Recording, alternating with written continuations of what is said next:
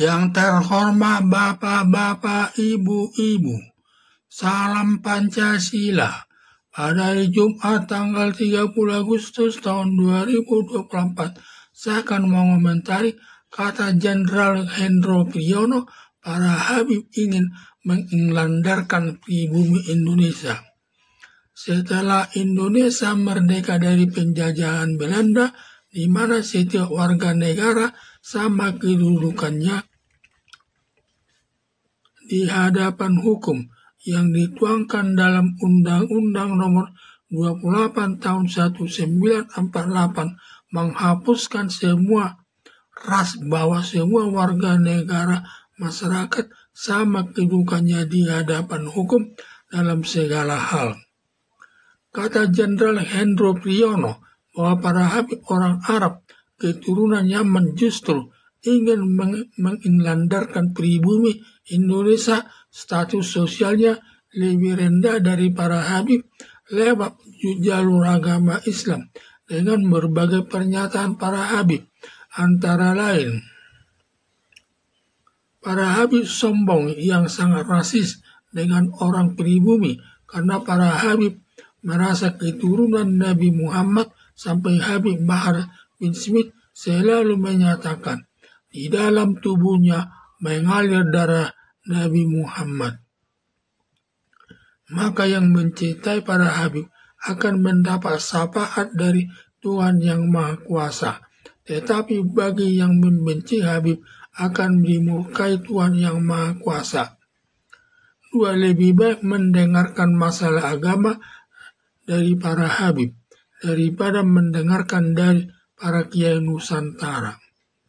3. Sejelek-jeleknya Habib lebih mulia dari 70 kiai Nusantara, sama juga merendahkan kiai Nusantara sebagai kelompok pribumi, padahal semua sama di hadapan Tuhan yang Maha Kuasa. Yang membedakan hanya ketaatannya dan ilmu agama yang dimilikinya. 4. Para Habib ini suka menyakiti rasa kebangsaan masyarakat Indonesia, apalagi Menteri Polkam Mahfud MD yang menyatakan kemerdekaan itu jasa dari para Habib. Padahal waktu mengusir Belanda dari Indonesia, padahal satu pun Habib keturunan Arab tidak ada yang ikut berjuang memerdekakan Indonesia. Semua hanya warga masyarakat pribumi yang berjuang hingga mengorbankan nyawa dan harta benda yang tak terhingga nilainya hingga dapat mengibarkan bendera merah putih. Juga para Habib ini suka menyatakan Pancasila dari jasa para Habib yang membisikkan kepada Presiden Soekarno saat itu, termasuk bendera merah putih dan lambang Garuda Indonesia jasanya para Habib. 5. Demikian juga Habib Lutfi bin Yahya suka membuat kuburan palsu dengan mencantumkan di batu nisannya ditulis namanya keturunan Habib bin Yahya, padahal isinya tidak ada manusia yang dikubur di dalam tanah tersebut. Juga kuburan raja-raja zaman dulu mengganti namanya dengan menambah Habib bin Yahya, termasuk nama raja-raja keturunan Wali Songo dan nama pahlawan Pangeran Diponegoro, KRT Hadiningrat, namanya ditambah KRT Hadiningrat Habib bin Yahya, yang dimakamkan di Semarang, Jawa Tengah. Serta semua raja-raja dulu dan pahlawan yang terkenal melawan penjajah Belanda atau mengusir penjajah dari bumi Indonesia dengan masyarakat pribumi. Tujuan para Habib merasa dirinya lebih tinggi dari masyarakat Indonesia serta menonjolkan jasa para Habib atas lambang-lambang negara serta mengganti nama raja dan pahlawan untuk menginlandarkan pribumi Indonesia, menjadikan masyarakat pribumi sebagai budak para Habib. Hal ini dapat dilihat dari para muhibin sebagai orang pribumi Indonesia mendukung para Habib tersebut yang diwujudkan selesai memberi ceramah Di masjid-masjid para muhibin memberi salam kepada para habib serta mencium kakinya yang sering dilakukan Habib Bahar bin Smith sebagai pertanda hormatnya para muhibin kepada ustadz pada kepada habib tersebut. Dan para muhibin siap membela para habib ketika para muhibin menyerang Kiai Nusantara menuju masjidnya di Karawang, Jawa Barat, hingga ditangkap polisi sebagai pertanda para muhibin sangat menghormati habib tersebut. Juga cara membagi uang kepada para muhibin di mana para habib melemparkan buah apel kepada para muhibin dan para muhibin rebutan untuk mendapatkannya. Karena kepercayaannya yang mendapat buah itu akan mendapat berkali lipat berkat dari Tuhan yang Maha Kuasa. Demikian juga bekas makanan para habib laku dilelang dengan harga tinggi, karena yang berhasil mendapat makanan bekas habib akan mendapat berkat berkali lipat dari Tuhan yang Maha Kuasa. Melihat perilaku para habib yang merasa dirinya lebih tinggi dari Kiai Nusantara maupun dari pejabat yang tidak sejalan dengan ajaran agama Islam maupun dari sudut bernegara, membuat Kiai Imanuddin Usman Al-Bantani melakukan penelitian ilmiah dari sudut nasab atau garis keturunan dan dari sudut sejarahnya, bahwa para habib bukan keturunan Nabi Muhammad alias palsu. Para habib ini tidak takut menggunakan gelar habib palsunya, termasuk menciderai Nabi Muhammad, masuk perbuatan penodaan agama Islam yang ancaman hukumannya selama 5 tahun.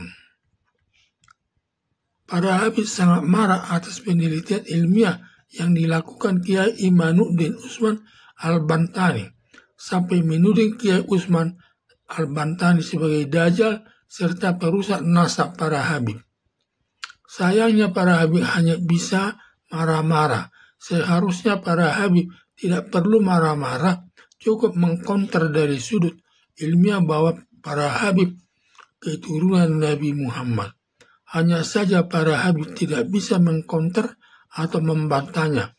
Berarti hasil penelitian Kiai Imanuddin Usman Al-Bantani benar hasil penelitiannya, bahwa para habib bukan keturunan Nabi Muhammad.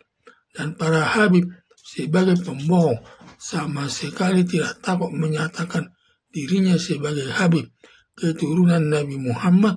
Apalagi para habib tidak takut berbohong menyatakan di dalam tubuhnya mengalir darah Nabi Muhammad dan kemerdekaan Indonesia.